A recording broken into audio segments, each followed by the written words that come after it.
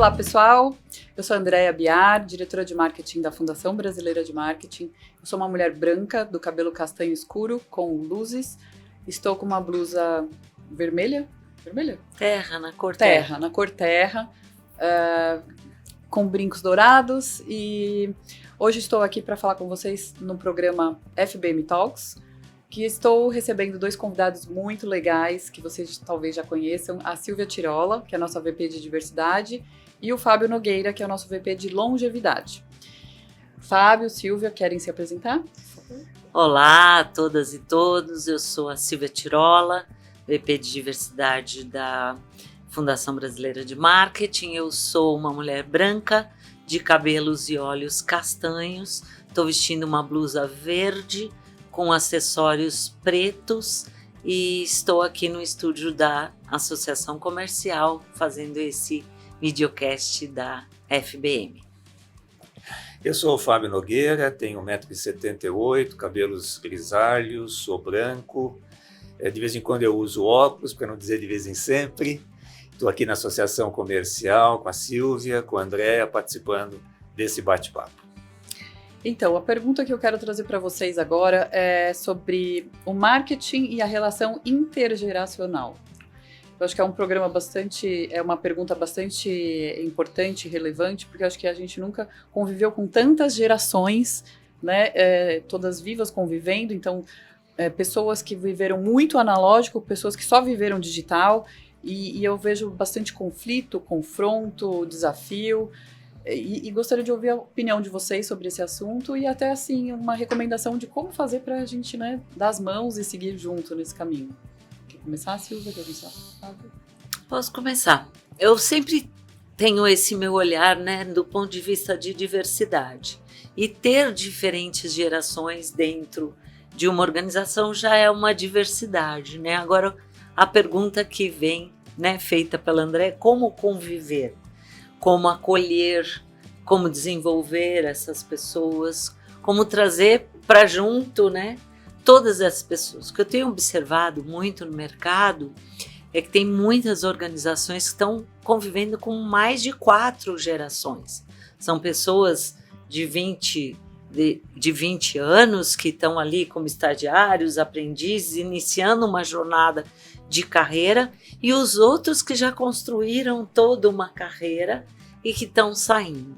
O que eu tenho percebido é que sim, tem muitos desafios, mas de onde vêm esses desafios? De um desconhecimento, de não saber como lidar, de não saber o que fazer com aquilo e não saber aproveitar a expertise de cada um. É sabido, é visto que as pessoas mais jovens atuam com tecnologia de uma maneira muito mais simples do que eu, que já estou numa geração com mais idade. Então, por que a gente não sabe aproveitar isso? Por que a gente impõe barreiras, né, para esse convívio? E o marketing poderia nos ajudar muito com isso, né? Trazendo conhecimento, trazendo informações, sabendo como acolher todas essas gerações, fazendo campanhas, trazendo propagandas que pudessem trazer o valor de cada uma dessas gerações. Eu quero falar de um tema aqui que a gente já falou da outra vez que nós estávamos aqui juntos, que é sobre preconceito com essas questões. Eu, quando saí de uma grande organização que eu trabalhava, eu não consegui mais arrumar outro emprego.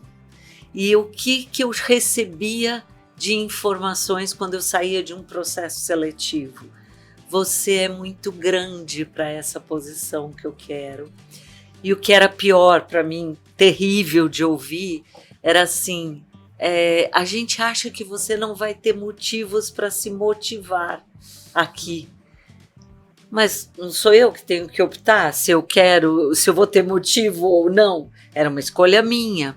Então, eu sofri bastante com esse etarismo, na verdade, com o preconceito, né, com essa minha idade que eu estava, para entrar numa outra organização, porque entendiam que não era isso. E eu vejo muito, por exemplo, as pessoas querendo contratar muito mais para cumprir um compromisso politicamente correto, digamos assim, do que você aproveitar aquela expertise de uma pessoa que já viveu, já aprendeu muita coisa e poderia colocar aquilo a serviço de uma nova organização, de um novo espaço. Então eu estou tentando trazer isso tudo para a minha consultoria e para o que eu posso prestar de serviço para as organizações, porque eu acho que a gente tem muito a contribuir ainda, né? Então, acho que queria levar para esse lado o nosso papo. Esse é um ponto legal e eu vou abordar um outro aspecto do mesmo assunto, né? Você falou da intergeracionalidade, você mencionou as várias gerações convivendo. Não muito tempo atrás, digamos uns 80 anos atrás, 60 anos atrás, a pessoa tinha o filho, via o filho chegar na idade jovem, tipo 20 anos, e a pessoa morria. Porque a expectativa de vida era 40 anos. Até a Segunda Guerra Mundial era isso, e era menos anteriormente. Então você tinha duas gerações convivendo por um espaço de tempo relativamente pequeno, onde o mais jovem era criança ou adolescente e não tinha muito o que palpitar. Aí, à medida que as pessoas foram vivendo mais e mais, chegando nos 60, 60 e pouco, você começou a ter 3 gerações convivendo. E eu perdi meus avós com 20 anos de idade. Um deles faleceu antes de eu nascer, outro faleceu quando eu tinha 12 anos e 2 faleceram quando eu tinha 20 anos de idade. Então eu convivi com meus avós quando eu era pequeno. Eu não cheguei a ter conflito com uma geração bem mais velha. Continuamos sendo 2 gerações conflituosas. Definia-se geração naquela época no sentido estrito mesmo, pai e filho. Sim. Ou seja, o que é uma geração mais velha? É a dos pais. O que é uma geração mais nova? É a dos filhos. Hoje você já não define mais assim, você define por comportamento. E se entende que o gap comportamental é de mais ou menos 10 anos. É o que você falou, a cada 10 anos a gente já tem uma nova geração, porque a cabeça de uma pessoa de 30 anos e uma de 20, uma de 30 e uma de 40, já é bem diferente. O que faz com que você tenha cada vez mais grupos geracionais diferentes convivendo.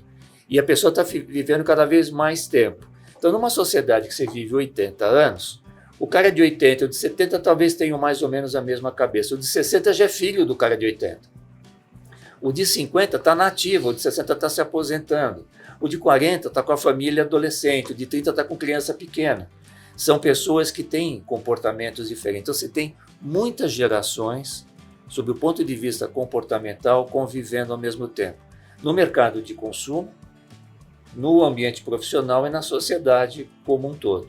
Quando você chega no marketing, para fazer um gancho naquilo que é o nosso tema central, você tem 2 tendências hoje dentro do marketing. Um que fala o seguinte: vamos agrupar as pessoas por esse padrão comportamental. Então, o cara de 30 a 40 anos é um slice de mercado, eu vou olhar para ele, o cara de 40 a 50 é outro, o cara de 50 a 60 é outro.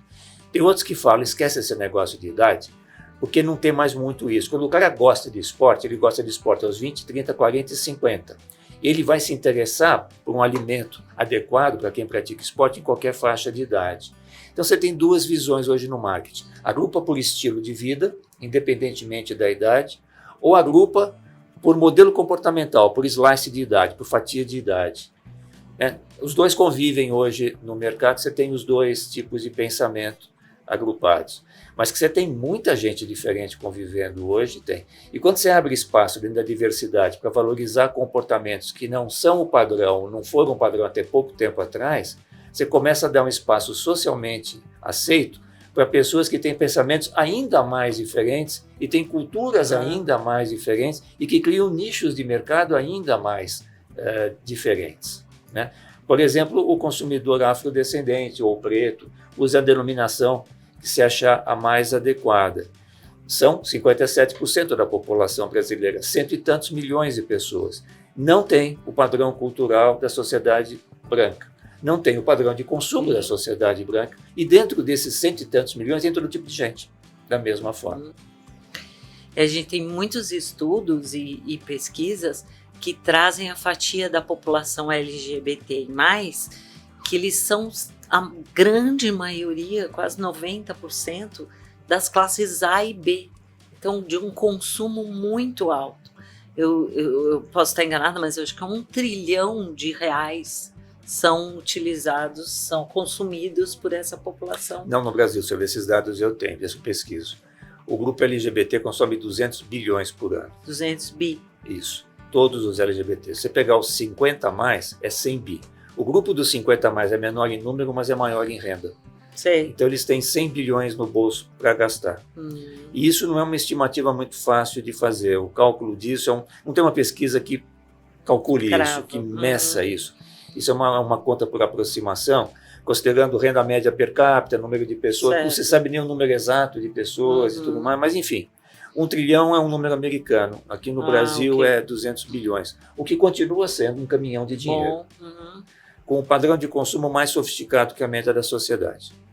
Porque eles investem totalmente neles mesmos. Sim. Não precisa investir em criação de filho, por exemplo, coisas desse tipo. Então o consumo é especificamente para o próprio prazer. Interessante que eu estava olhando também pesquisas de redes sociais para intergerações. E o Silver Market ele é bem dedicado a Facebook e agora TikTok. Acho que a gente até já chegou a falar sobre isso, né? Que o TikTok antes começou como uma rede social para, né, as gerações Z, enfim, X. E hoje realmente assim chegou no patamar do Silver Market também, que acho que tinha uma quantidade significativa. Você lembra mais ou menos do número? Não, eu não tenho o número certo, mas eu sei depois que está crescendo. Depois a gente coloca aqui no vídeo. Assim, crescendo realmente. Você vê que até o comportamento, né, dessas intergerações se relacionando muda, inclusive nas redes sociais a gente consegue ver essa mudança. E quando a gente vai falar em marketing, quer fazer uma propaganda que vai atingir esse público, realmente a gente precisa saber onde eles estão, né? Então o Silver Market é uma fatia que interessa bastante, né? Que tem um poder aquisitivo bom e que a gente faz essas pesquisas e consegue perceber que Facebook, Instagram e agora o TikTok também está lá. O que quebra um paradigma. Porque sempre se diz o seguinte, o mais velho é mais conservador, tem mais dificuldade com tecnologia. Não tem. Não necessariamente.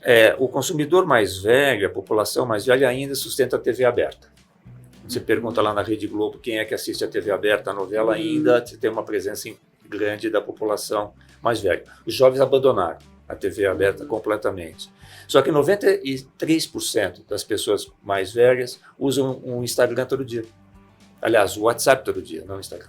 WhatsApp todo dia. É o grande veículo de comunicação de todo mundo. De todas as gerações, né? Então o WhatsApp é universal. No Brasil, né? O Instagram, se não me engano, é 60%, 60 e poucos. Só no Brasil? Só no Brasil. O WhatsApp é no Brasil. Porque nos Estados Unidos... Nos outros países não é um consumo de WhatsApp enorme? Porque nos Estados Unidos não se usa o WhatsApp, se usa o Telegram. Você vai ver no Telegram também é uma coisa... Em alguns países orientais nem se pode falar em WhatsApp, né? Não, porque eles têm aplicativos deles. Então, o WhatsApp é uma mania brasileira. E começou como uma rede social, né? Que agora é uma rede de comunicação. Sim. Então, isso é bem interessante isso. E essa geração X e Z, os mais jovens, que já odeiam o Facebook, que já nem sabem o que é Facebook, né, e não querem participar, e não chega a conversar com eles, então assim, e é realmente assim um lugar, eu tenho conhecidos que já venderam e compraram imóveis pelo Facebook. Com certeza. Pularam corretores e fizeram essa negociação pelo Facebook, então realmente é um mercado muito interessante de se analisar. De qualquer maneira, tudo isso depende de um diagnóstico, né, como é importante você conhecer o cenário em que você está inserido, o cenário da geração, o cenário, aquilo que são os hábitos, os costumes, o conhecimento, para você poder gerar uma comunicação adequada, né? Gerar uma campanha adequada, utilizar os veículos adequados. Que está se tornando cada vez mais difícil. Porque quando você tem uma multiplicidade de perfis de consumidor ou de perfis de pessoas, você não consegue endereçar uma campanha universal. Ou você faz ela muito institucional, tipo, o banco X é um banco sólido, o conceito de solidez vale para todo mundo, ou você tem que dirigir a campanha. Você vai divulgar um produto que é adequado para um perfil de consumidor, hipoteca reversa, um produto para pessoas mais velhas. Você vai ter que fazer uma campanha específica para esse público, com uma linguagem adequada e veicular de uma maneira que atinja essas pessoas e não disperse recurso divulgando isso para um público que não tem interesse. Esse é o grande desafio. Como é que você faz para chegar exatamente no público que você quer? Por mais que você tenha métrica no Facebook da vida, nas demais mídias, Essas métricas não são tão precisas assim a ponto de você chegar na certa. E se você vai para a TV aberta, é tiro de canhão, você fala para todo mundo. Você até pode dizer, de tarde a audiência é mais juvenil, de noite é mais adulta. Tá, mas é geral isso, é mais ou menos, não tem muita certeza.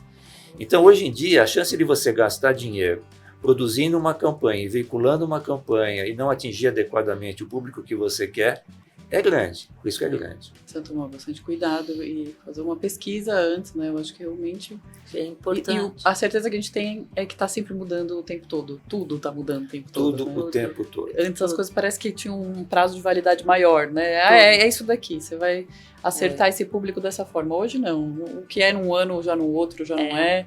E esse tempo está encurtando cada vez mais, né? O passado não é passado 10 anos para trás, é passado o ano passado mesmo. Exatamente. Sim. Talvez até com a pandemia esse lapso temporal acho que deu uma acelerada ainda maior, né? Porque perdemos um tempo ali, queremos recuperar, e às vezes você não sabe se as coisas aconteceram ali durante a pandemia ou depois. A pandemia trouxe um elemento cultural, porque ela colocou na frente de todo mundo, em cima da mesa das famílias, a morte. Então, conviva bem com as pessoas que você gosta, aproveite mais o tempo, porque pode vir uma coisa dessa invisível no ar e mata as pessoas.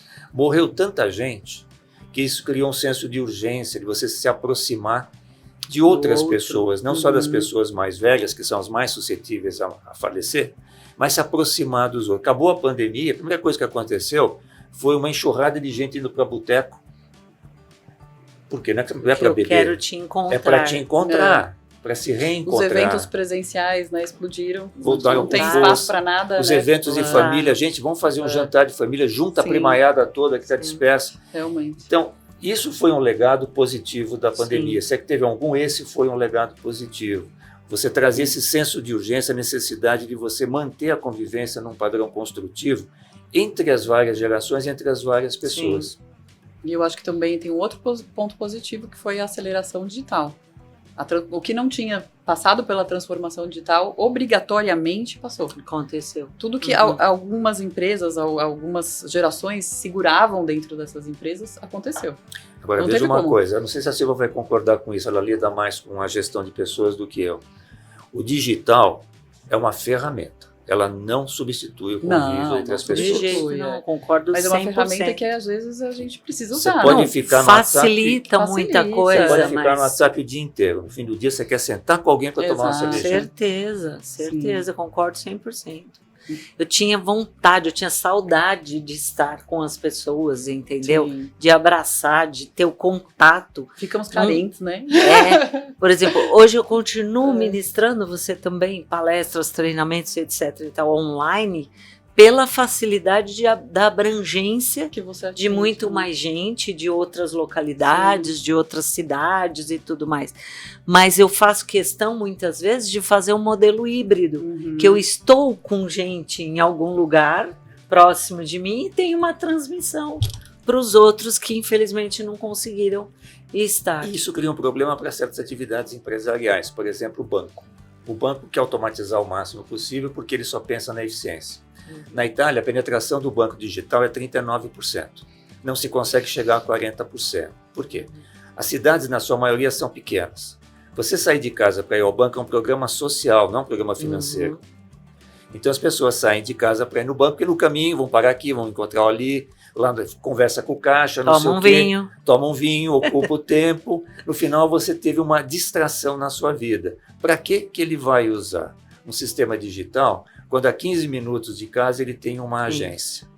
Talvez em São Paulo você não perceba isso pelo gigantismo da cidade, mas em cidades menores ninguém quer usar.